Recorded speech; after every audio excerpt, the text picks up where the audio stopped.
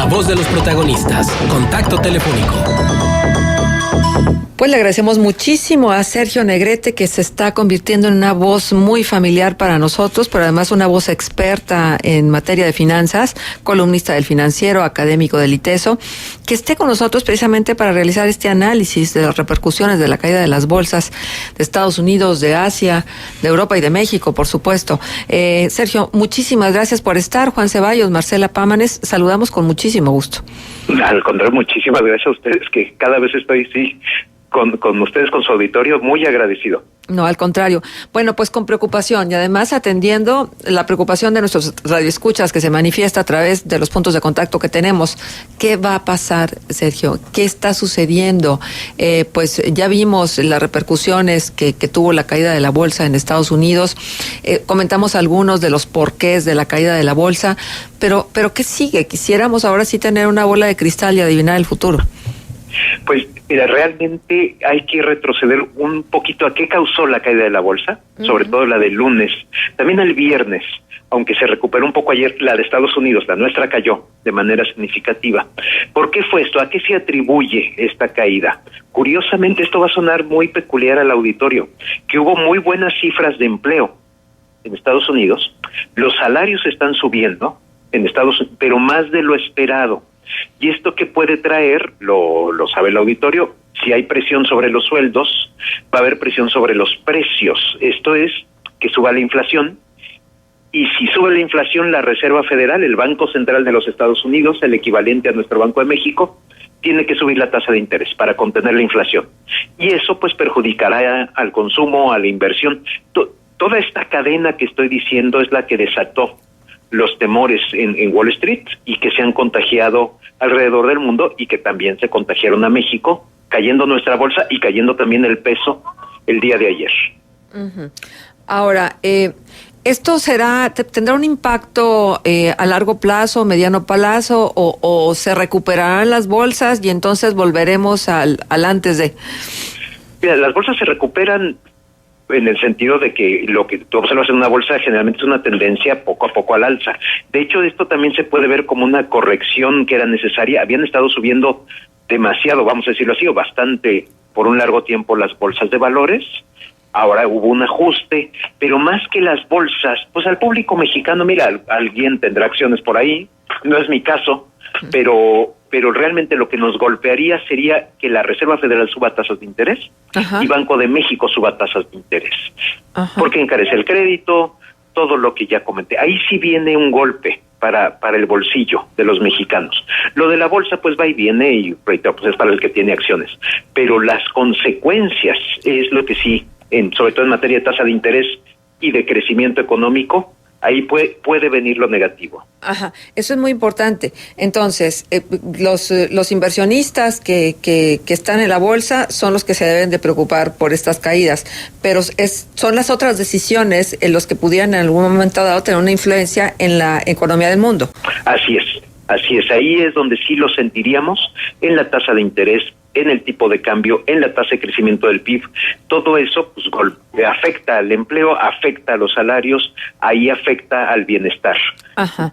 La bolsa pues sube y baja. Claro, pero entonces quiere decir, Sergio, que luego hay momentos en que hay una presión particular sobre las economías de cada uno de los países del mundo. Digo, me refiero a México, porque está expectante de las decisiones que tome Estados Unidos, pero además tiene que lidiar nuestro país con todo lo que tiene que ver con la economía interna y con el momento político que vivimos.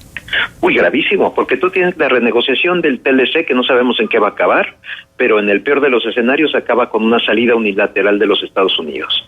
Tenemos una elección en julio que sabemos que va a ser muy competida, muy agria, plena de demagogia. Después de quién gana en julio, tenemos toda la incertidumbre del periodo postelectoral, que incluso puede incluir conflictos postelectorales, la composición del Congreso, que sin duda estará fragmentado, la larga transición hasta el 1 de diciembre. No, si este año viene duro para México, tanto por toda la cuestión política electoral, como por la cuestión económica. Entonces, hay de sobra para tener mucha incertidumbre en el país todo este año. Ajá. ¿Cómo has visto, Sergio, el comportamiento del Banco de México, las decisiones de las políticas monetarias en el país? Y la verdad es que excelentes. O sea, Banco de México tiene un mandato muy claro, que es mantener la inflación baja. Es un gran mandato. Es algo excelente que tiene que hacer.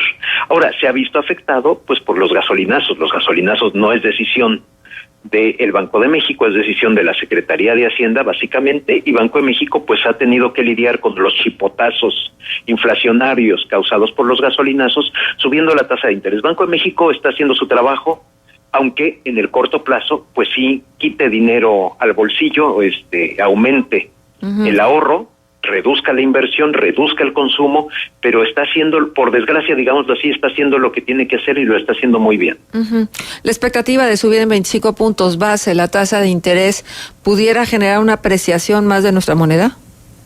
Yo creo que no, si se empareja solo con la Reserva Federal. La tendencia realmente del peso, ahorita yo te la veo más por el lado de que el señor Trump parece ser que no se sale del tratado. Ahí hay cierto optimismo que ojalá siga adelante.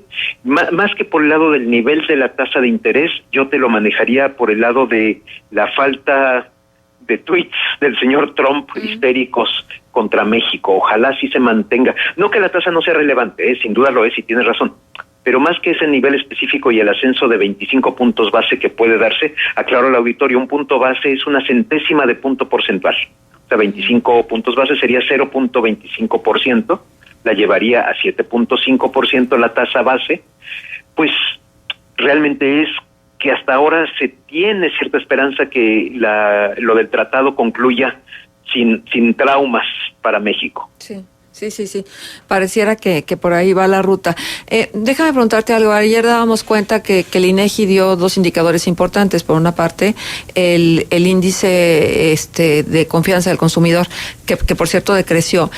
Estos índices, toda esta información que luego es un referente obligadísimo para los análisis económicos, ¿qué nos dicen? ¿Por qué tenemos que estar atentos y esperando los resultados de las mediciones que se tienen en materia económica?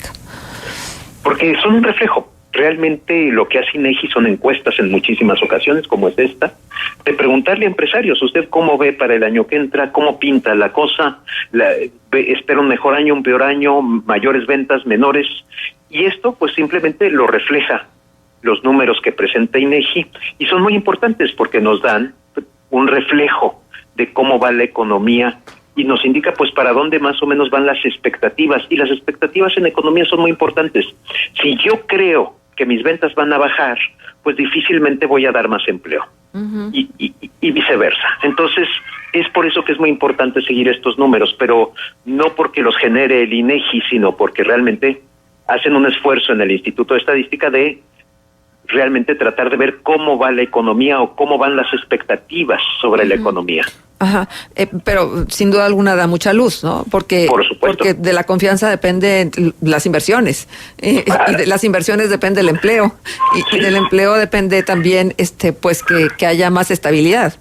Exacto. Entonces te dice por dónde, digamos, está soplando el viento de la expectativa, y entonces, por ende, más o menos en qué se espera con respecto al rumbo que tomará la economía. Sergio, ¿cómo entender que el famoso efecto Trump no ha dado el resultado, el efecto Trump desde el punto de vista proteccionista, no ha dado el resultado que el mismo Trump hubiera esperado? Porque, bueno, hoy se da cuenta que pese a la retórica proteccionista del presidente, Estados Unidos aumentó su déficit comercial con México, pero además hay que decir que es el segundo país del mundo con el que Estados Unidos registra el mayor déficit y solo superado por China. Pues es que realmente la retórica no sirve en cuestiones comerciales. O sea, por más que al señor Trump no le guste el déficit comercial que tiene su país con México, y por cierto, deja agregar, es una tontería mayúscula, porque obviamente Estados Unidos es una economía mucho más rica y próspera, claro, y ese déficit se compensa con otros ingresos que tiene Estados Unidos en su sector externo. No tiene ningún problema el déficit, excepto en la mente del señor Trump. Eso ya es gravísimo, pero por más que él diga que no le gusta el déficit, pues ni la gente de Estados Unidos va a dejar de importar, ni la de México. O sea, realmente no afecta la conducta, salvo que pusiera genuinamente unas barreras comerciales significativas o se saliera del tratado, O sea, lo único que podría hacer Trump para reducir el déficit es destruir el comercio. Y si destruye comercio, va a afectar gravemente a las dos economías. Y por eso ya hubo una carta de senadores republicanos diciéndole al señor Trump que por favor, que deje de estar moviendo esto, porque realmente lo único que puede hacer es perjudicar. Exacto. Tal vez por eso se ha moderado ya la expectativa de que Estados Unidos pudiera retirarse del Telecán, ¿no? Sí, o sea, es que genuinamente lo que Trump debe considerar, y ojalá lo esté haciendo, o sus consejeros le estén diciendo, es el daño que le causaría a Estados Unidos. No es que dañe a México también, claro, pero lo que le interesa es Estados Unidos, su famoso America First. Bueno, pues ahí está. Si él no quiere afectar negativamente a su país, debe de dejar de estar interviniendo con el comercio o teniendo esa expectativa de que Estados Unidos tenga un superávit comercial con México, que aparte es muchísimo, como apuntaste, muchísimo menor que el que tiene con China, pero curiosamente con China ni se le ocurre mencionarlo porque es una dictadura muy más de su gusto, digámoslo así, y que le puede contestar con mucha fuerza. Entonces, bueno, se mete con México. Bien. Pues Sergio, muchísimas gracias por estar con nosotros. Creo que las palabras han sido bastante tranquilizadoras, el análisis que se ha hecho, porque luego se le da rienda suelta a la imaginación y ya empezamos a ver escenarios bastante catastróficos. Bueno, pues hay que tener calma. Pues sí, no, es que el señor Trump invita a una imaginación muy exacerbada, ciertamente, pero esperemos que no pase nada. Muy bien, pues muchísimas gracias, Sergio, por tu presencia con nosotros en Contexto. Muy fuerte abrazo al auditorio. Gracias, Sergio Negrete, columnista del Financiero, académico del ITESO, estuvo con nosotros.